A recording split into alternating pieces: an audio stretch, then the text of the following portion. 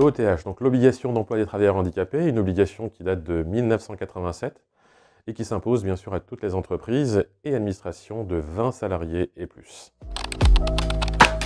L'emploi des personnes en situation de handicap pour une entreprise ou une administration, c'est aussi agir sur leur politique RSE et QVT, donc responsabilité sociale entreprise et qualité de vie au travail, permettant aussi à toute entreprise, administration de repenser aussi sa stratégie RH, de repenser aussi ses mécanismes aussi et ses processus aussi de recrutement et d'intégration, mais aussi de repenser le management, différencié ou non, d'un collaborateur, quel qu'il soit.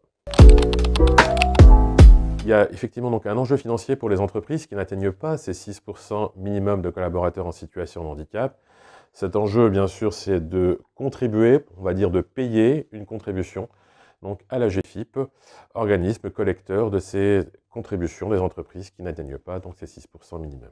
Il y a aussi un autre enjeu économique. Lorsque les entreprises répondent à des appels d'offres, par exemple, on va donc leur demander de situer un peu leur politique RSE, donc en l'occurrence intégrant aussi bien sûr la dimension handicap.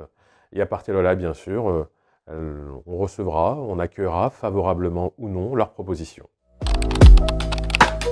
La formation est aussi un des leviers d'action permettant en tout cas d'accompagner une politique RH handicap. D'ailleurs, notre centre de formation APF Formation permet aux entreprises, administrations, via des prestations de services que nous proposons, donc des modules de formation, pour accompagner les managers, les recruteurs, les RH, les élus même aussi, dans l'intégration de cette politique RH handicap dans leur périmètre d'intervention.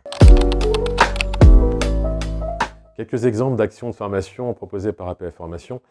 Nous sommes sollicités parfois par les entreprises qui ont un souhait d'accompagner leurs managers dans l'intégration d'un collaborateur en situation de handicap dans le collectif de travail. Savoir si, bien sûr, ils peuvent communiquer, comment ils doivent intégrer, comment ils doivent, en tout cas, manager aussi le collaborateur en situation de handicap. Nous avons aussi des exemples aussi au travers d'élus, parfois, qui dépassent aussi leur périmètre d'intervention. Donc, on est aussi sollicité par les entreprises pour aussi repréciser, sensibiliser aussi par ailleurs sur le handicap, mais aussi de repréciser un peu le périmètre d'intervention des élus dans une politique RH handicap.